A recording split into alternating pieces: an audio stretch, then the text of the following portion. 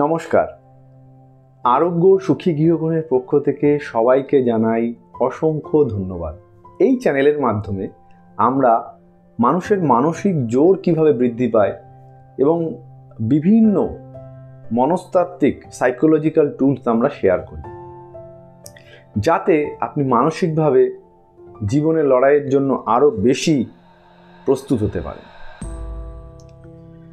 এই চ্যানেলটি উদ্দেশ্যই হচ্ছে মানুষের মানসিক স্বাস্থ্যের দিকে নজর দেওয়া, আপনাকে মানসিকভাবে তৈরি করা লড়াইয়ের জন্য। আজকে আমাদের টপিক সেটি হলো কি করে আপনি আপনার কাজের একাগ্রতা বৃদ্ধি পাবেন।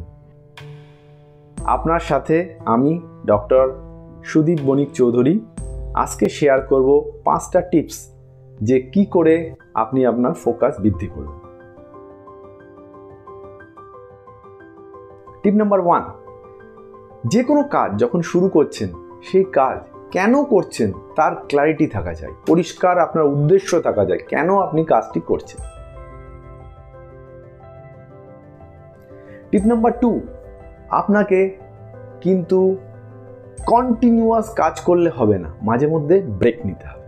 ব্রেক খুব ইম্পর্টেন্ট জিনিস। প্রতি 25 মিনিট কাজের পরে আপনি 5 মিনিট করে ব্রেক নেবেন। একে পোমোডোরো টেকনিকও বলা হয়। টিপ নাম্বার 3, আপনি যে কোনো কাজ শুরুর আগে কিছুটা ডিপ ব্রিদিং এক্সারসাইজ করুন। 2 থেকে 3 মিনিট ডিপ ব্রিদিং এক্সারসাইজ দিয়ে আপনার কাজটি শুরু করুন। এতে কিন্তু কাজের একাগ্রতা বৃদ্ধি পায়। টিপ নাম্বার 3, আপনি যখনই যে কাজটা করছেন সেই কাজটায় কিন্তু আপনাকে একটা জিনিস খেয়াল রাখতে হবে, যেই এনভায়রনমেন্ট যেন ডিস্ট্রাকশন ফ্রি হয়, কোনো রকমের যেন ডিস্টারবেন্স না হয়। এই জিনিসটা কিন্তু সবাই খেয়াল রাখবেন।